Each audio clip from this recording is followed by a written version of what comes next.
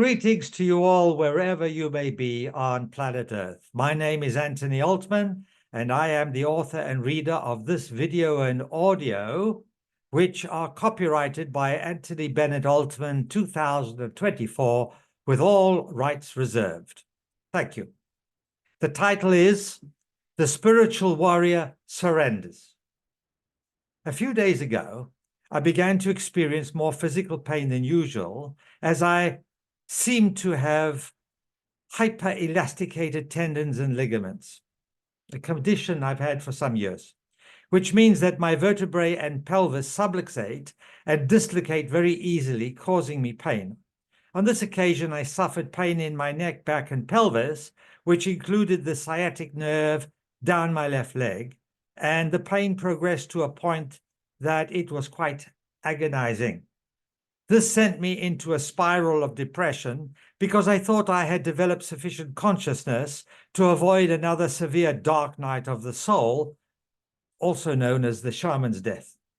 It was so bad that I was obliged to take a pain-killing drug, and then I went to bed. The following day, I began to realize that I was being presented with yet another opportunity to look at my own inability to surrender to my higher self, or surrender to creation, to God, the all it is, the I am presence, whichever label you choose, which I thought I was doing, but in truth, I was not. That realization was the cause of me feeling quite depressed. And then, after feeling sorry for myself for a few hours, I picked myself up and had a really good look at the issue within myself and that opportunity of resolving it that was just presented to me.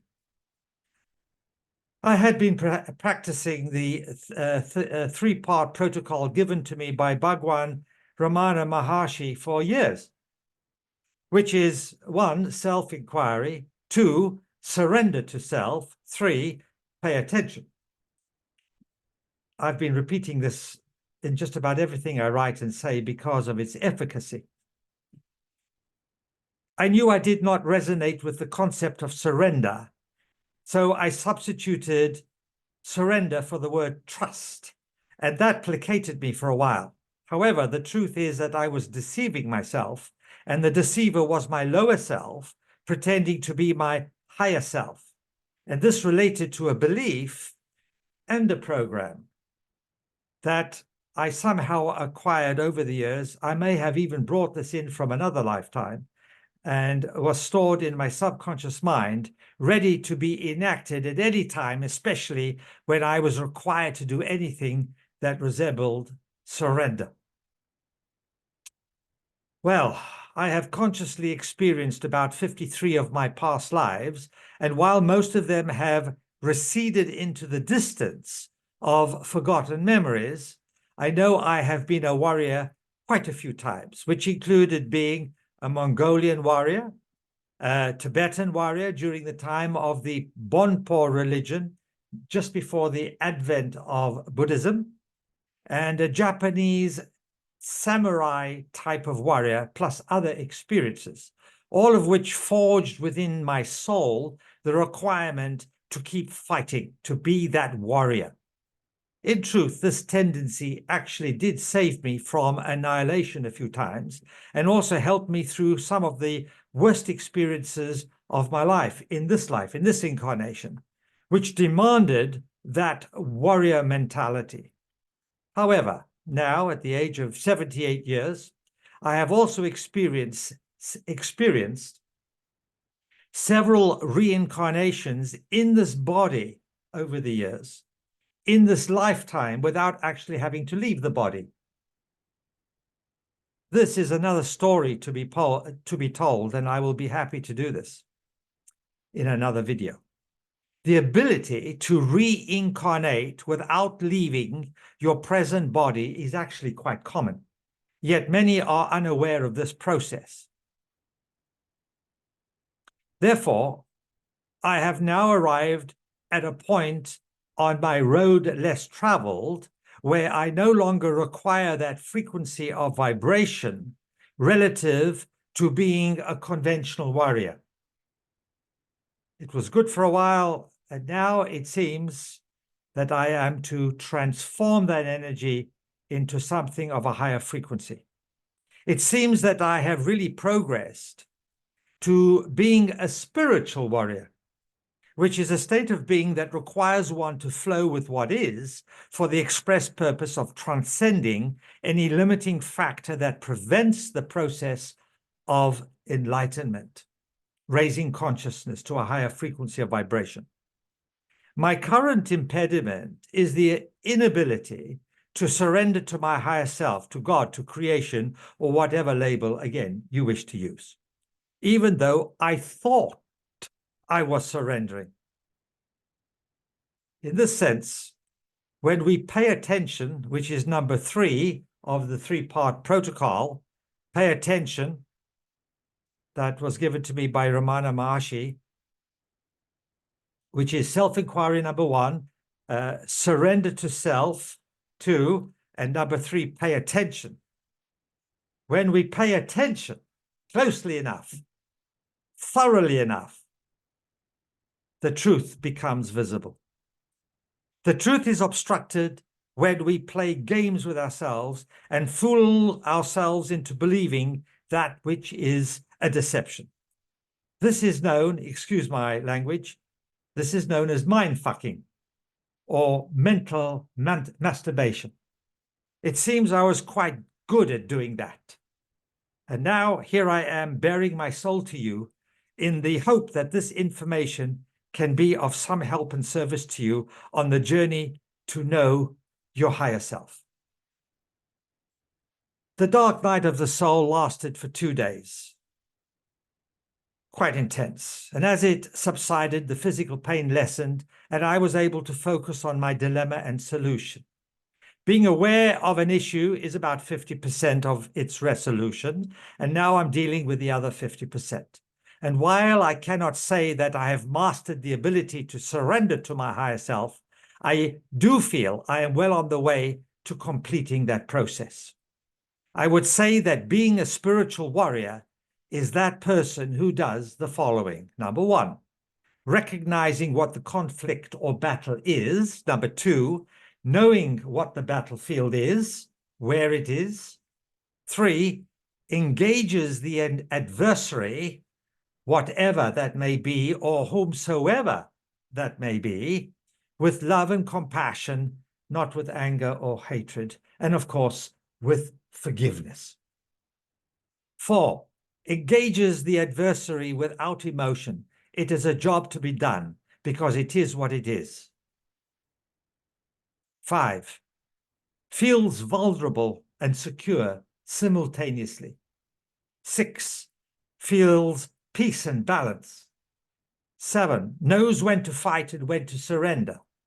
8, surrendering to creation, spiritual light, to the all that is God, to the higher self, which means flowing with that energy for its own sake, which is always the path of righteousness and divine justice.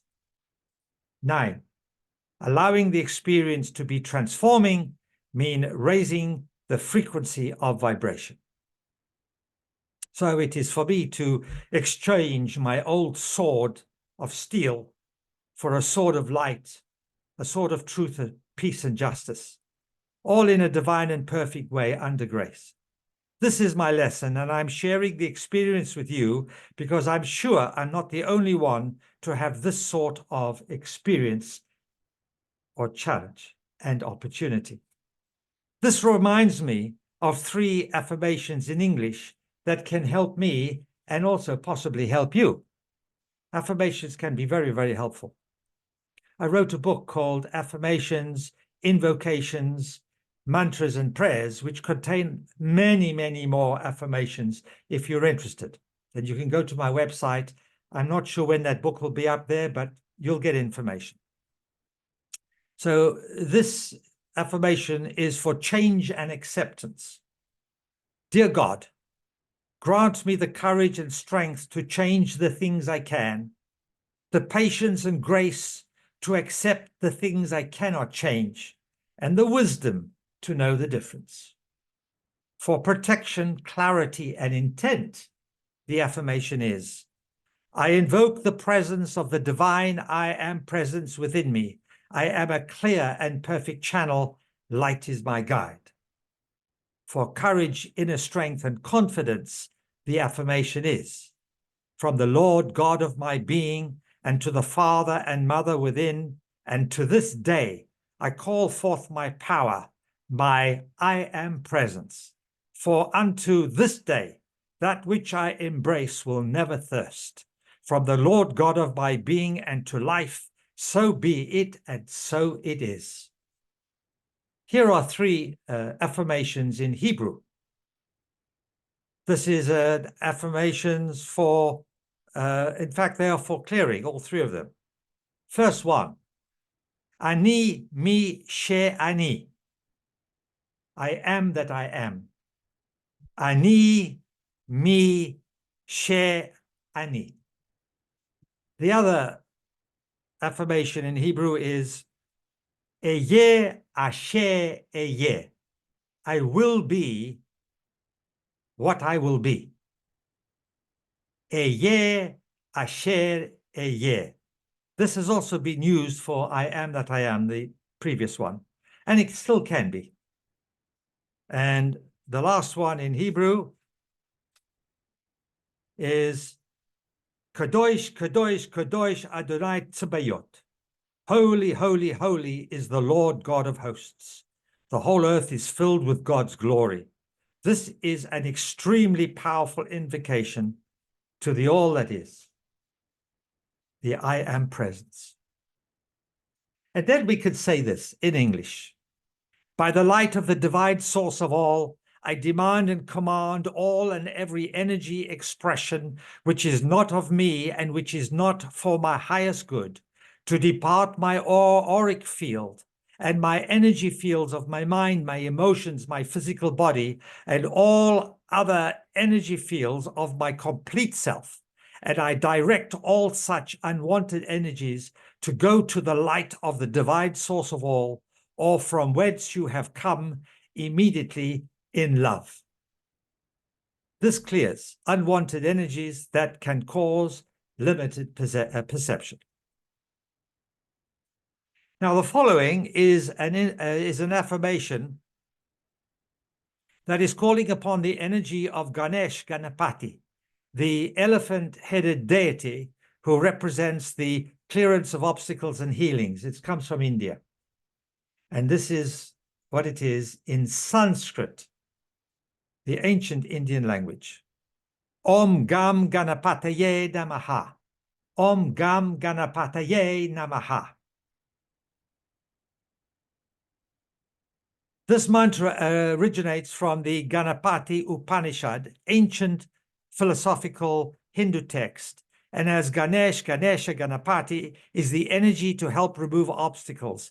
It is often used before traveling or embarking upon a new endeavor, or even before signing a contract, as well as before a business agreement is approved.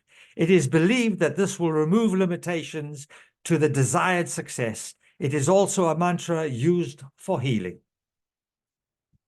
I have included these mantras affirmations because I have had immense success in their utilization over the years, and I feel that these tools may be of value to you. I wrote a book entitled, as I said before, Affirmations, Invocations, Mantras, and Prayers, which contain a huge amount of material that can be helpful in making inner shifts and changes. For further information, please go to my website, anthonyaltman.net. And I thank you most sincerely for listening to me yet again. And I will see you on the road less traveled until next time. Thank you.